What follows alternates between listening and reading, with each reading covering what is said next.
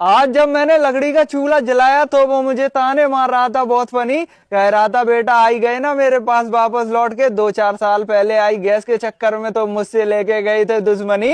अब मैं तुम्हारे पेट की सारी गैस खत्म कर दूंगा जब तुम मुझे बार बार फूकोगे उठा के फूकनी। और तुम लकड़ी के चूल्हे को छोड़ के ये साबित कर रहे थे कि तुम हो पैसे वाले। अब तुम्हारी अकल ठिकाने आएगी जब घंटे घंटे बैठ के रगड़ोगे बर्तन काले।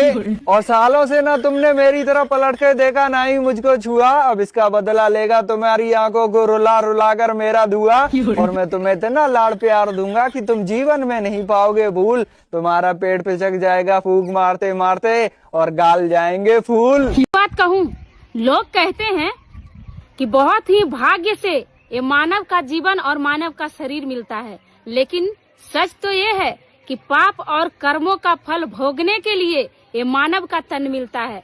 क्योंकि इस संसार में मैंने एक बात को देखा है कि मानव से ज्यादा दुखी इस संसार में कोई जीव नहीं होता है। जो मानव को छोड़कर हर जीव इस संसार में ऐसे होते हैं जिन्हें किसी से कोई लेना देना नहीं होता।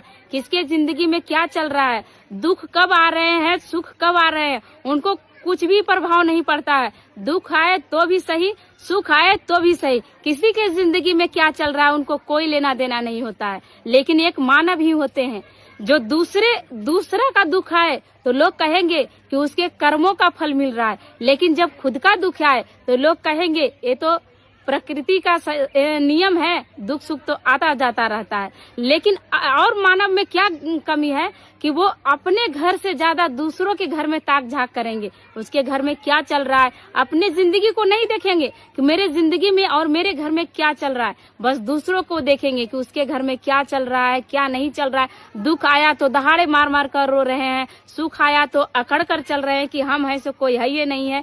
तो मानव से बढ़कर इस संसार में न कभी कोई अकड़ू हुआ है और ना ही कभी कोई दुखी हुआ है।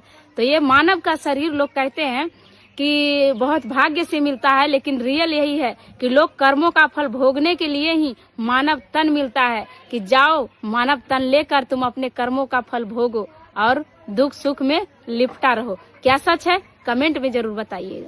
ये बताओ अब छुट्टी पड़ जाएंगे स्कूल की, हमें तो अच्छा लगेगा नहीं, आपको लगेगा? हमें तो लगेगा। क्यों? तुम अपनी सोचो, हमें तो लगेगा, हम तो नानी घर चले जाएंगे।